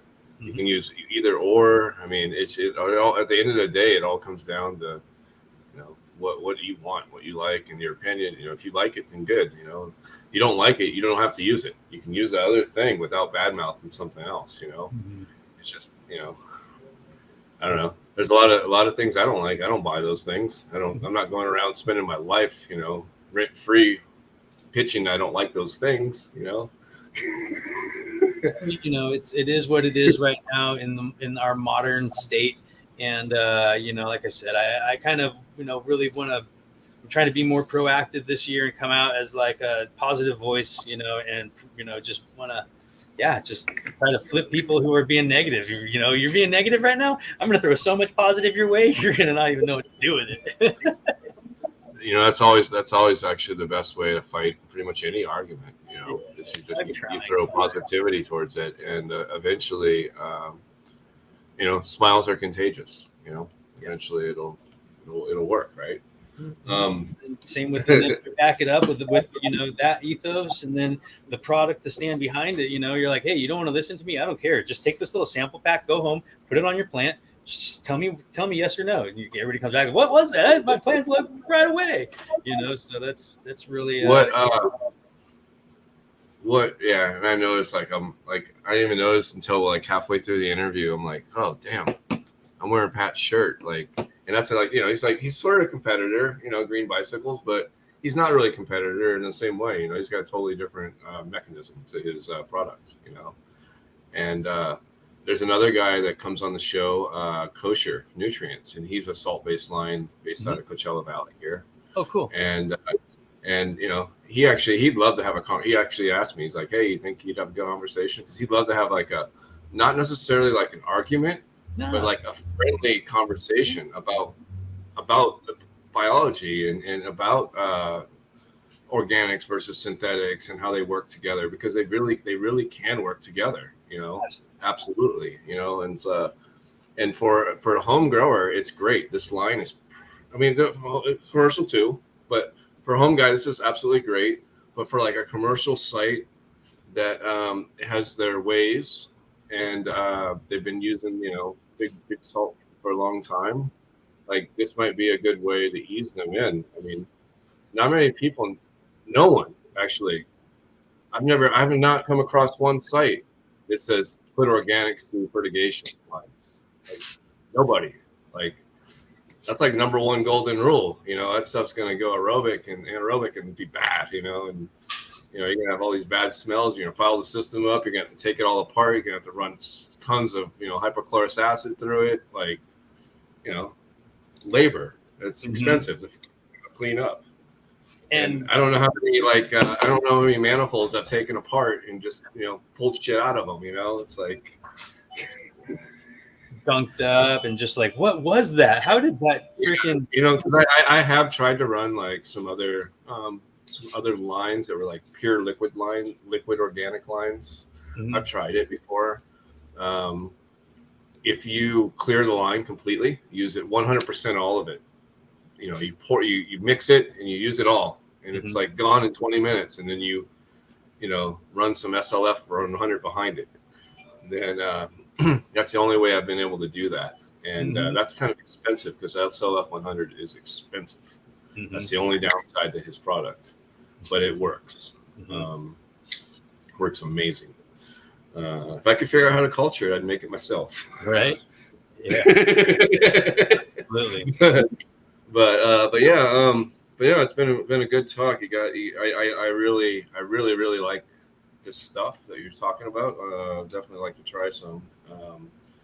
I will probably, if I do it, will do it in a probably do it in a peat. Try it with peat. I don't think you know, cocoa. Really, the thing with the cocoa, you know, the cation exchange is high cation exchange, and it holds like 30 times its weight in water, right? And then it dries out fast. So it's like that's kind of the thing with the. You just keep. Yeah. It ends up being a lot more food. It's a lot more food. It ends up being a lot more food. Yeah. The peat's not going to consume it quite as fast. It's going to stay moist longer. Might get a more terpene-rich product. Usually, what I found though is I get a little bit less yield, but a more terpene-rich product. It's a little bit of a trade-off, and it's because, you know, you're not giving it food all the time. You're not keep pumping out metabolism, right? So it's a different, little bit different end result. But I'd rather have a higher quality, less yield with a higher quality thing for sure than you know. But yeah, terpenes and esters. Like you don't have a terpene product necessarily, like a true. No, we like a do actually. One thing we didn't cover, which is really hard to do at this late, is our liquid. We call this our terpene booster. We have a VS, so the S stands for sulfur, and so this is a microbial fermentation. And that sulfur is coming from the microbial fermentation byproduct as well. So this is a liquid form with slight of a we keep it in the liquid form because if we dehydrate it, sulfur just off gases. And so we have to keep this form in liquid in order to keep the sulfur in it. So this is actually our terpene booster. We have, like I said, it's in the grow and the blue. So sulfur with trace amounts of magnesium. Is that what you're doing? Correct. Yeah. Or there's actually there's a little bit of mag, but I would still probably you still want to use that kind of mag. Yeah. That's cool. Imperially derived sulfur is the +3 on this product. So yeah, this one is. How is that applied? Is that root drench, water, and Foliar? Yep.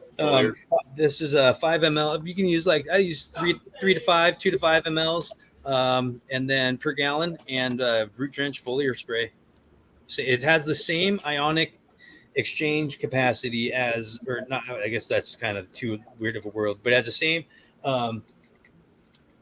charge as the regular fert. It's the same mechanism. That's what. Same mechanism of absorption. Yeah. So this is our terpene booster. That's dope. And you got looks like merch. Is that merch? Is that a hat? Organics Alive hat? Well, we have ours. I threw Hydro Pacifics in the back because they were so kind to let me come in and bomb in the shop for a couple of hours while I was up here. Yeah, thanks Hydro Pacific to let them do this. Yeah, for sure. Thanks so much, guys. Big shout out to them. Yeah, they're great up here, Mendocino County. I mean, I'm doing a little since we are independent, I'm going to hydro stores that I like to call them like legacy stores. You have the thing about legacy growers. Well, we have legacy stores, I think, here in California still. I love that you're doing that. So this is what I call a legacy store. They've been around since before. True grassroots. Yeah. It's all you get that independent feel. You get the touch. You get the touch to talk to your customers. If they can let their customers know in advance you're going to be there.